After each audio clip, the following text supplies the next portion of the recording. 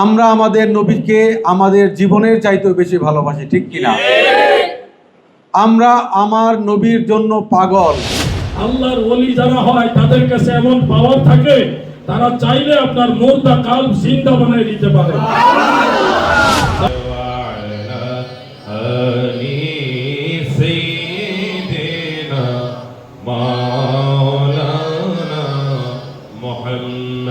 যারা আমাদেরকে ভালোবেসে দারুল ইশক হুসাইনিয়া খানকা শরীফকে ভালোবেসে এসেছেন, এই খানকা শরীফের পক্ষ থেকে তাদেরকে মোবারকবাদ। সকল বলেন আলহামদুলিল্লাহ।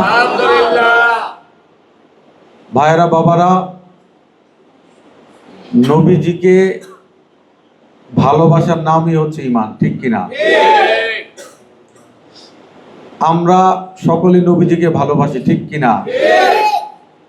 যারা নবীজিকে ভালোবাসি তারা এই রবিউল আউয়াল মাস আসলে আমাদের ছটফট শুরু হয়ে যায়।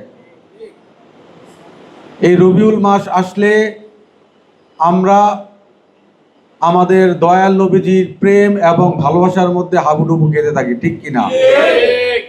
আল্লাহ পাক আমাদেরকে এমন একটি বরকত এবং আজিমুশান মাহফিলে অংশগ্রহণ করার তৌফিক দান করেছেন। এই নারায়ণগঞ্জ জেলায় প্রায় 50 লক্ষ লোকের বসবাস।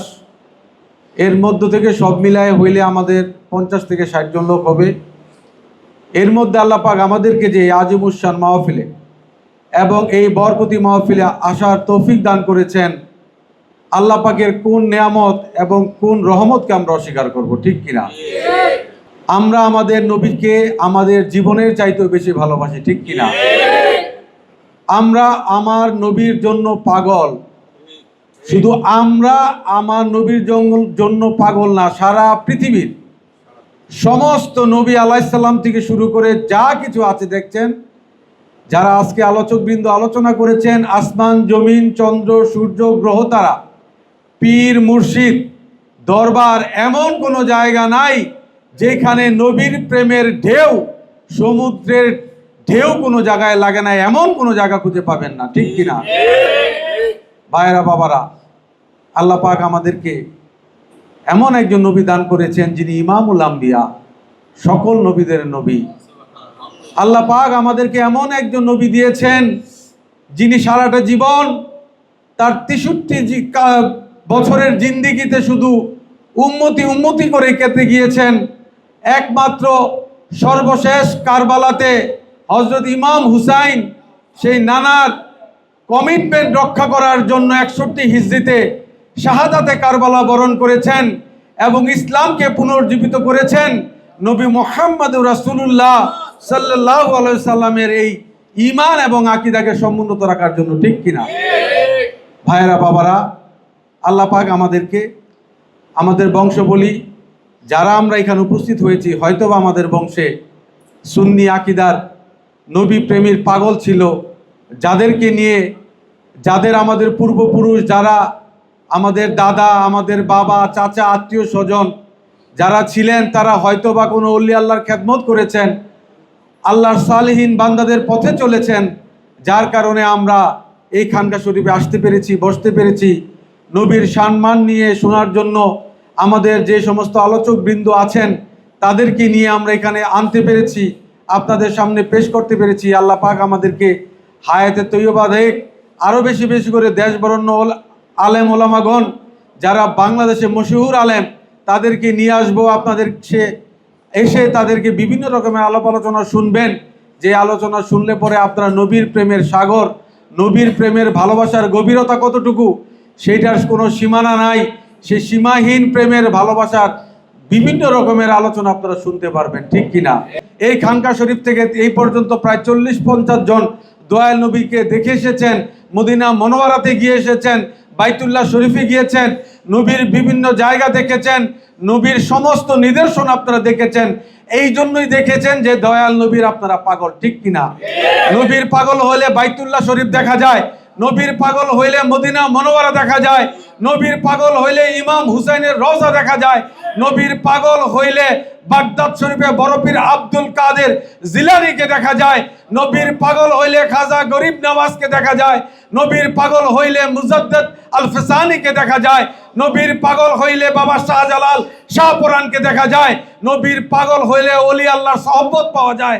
যেইখানে নবীর শান ও মান আছে সেইখানে আল্লাহ আছে, সেইখানে আহলে বায়াত আছে, ঠিক কিনা?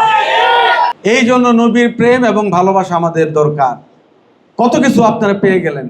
বাংলাদেশের মানুষ কত ভাগ্যবান, যারা যারা বিদেশ গেছেন, মদিনাতে গেছেন, আপনাদের পাসপোর্টের কালারটা দেখবেন সবুজ, ঠিক কিনা?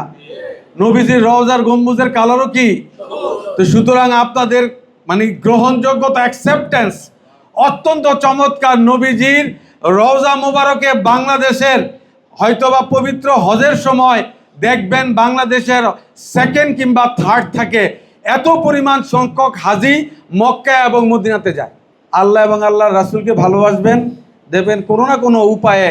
আর আমাদের এই খানকা শরীফ থেকে তো প্রত্যেক বছর 2 জন যাই, এই পর্যন্ত অনেক গেছে গা, আর কয়েকজন বাকি আছে, আপনারা চলে যাবেন ইনশাল্লাহ। তো এই পর্যন্ত অনেক চলে গিয়েছে, আপনারাও যাবেন। এইটা আল্লাহ পাকের দয়া, দয়াল নবীজির এই পাগলামির ফসল। আল্লাহর ওলি যারা হয় তাদের কাছে এমন পাওয়ার থাকে, তারা চাইলে আপনার মুর্দা কালব জিন্দা বানায় দিতে পারে। যেমন গৌসুল আজম বরফির আব্দুল কাদের জিলানী বাগদাদি আল হাসানি ওয়াল হুসাইনি রাদিয়াল্লাহু আনহু চোরকে ধরে যুগের কুতুব বানায় দিয়েছেন, শহর কুতুব বানাইছে। আপনারা জানেন এই ঘটনাটা, যেই ঘরের মধ্যে গাউসে পাক সেই চোরকে ওলি আল্লাহ বানাইছে, সেই ঘরটা দেখার মতো সৌভাগ্য আমার হয়েছে। আলহামদুলিল্লাহ, সেই ঘরে বসানো যায়, বিশেষ অনুমতি নিয়ে ওখানে বসে মোরাকাবা করা যায়। তো আমি ইনশাআল্লাহ এই দারুল ইশক হুসাইনিয়া খানকা শরীফের পৃষ্ঠপোষক আমার অত্যন্ত শ্রদ্ধাভাজন, একসাথে বসের সাথে সেই বাইতুল মুকাদ্দাসে যাওয়ার সুযোগ হয়েছিল।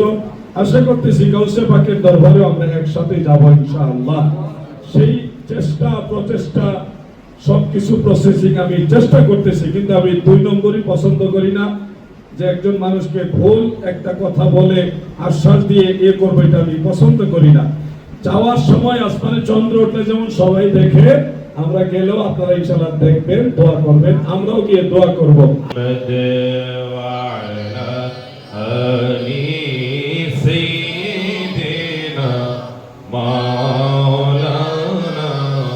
محمد شب محبت اللہ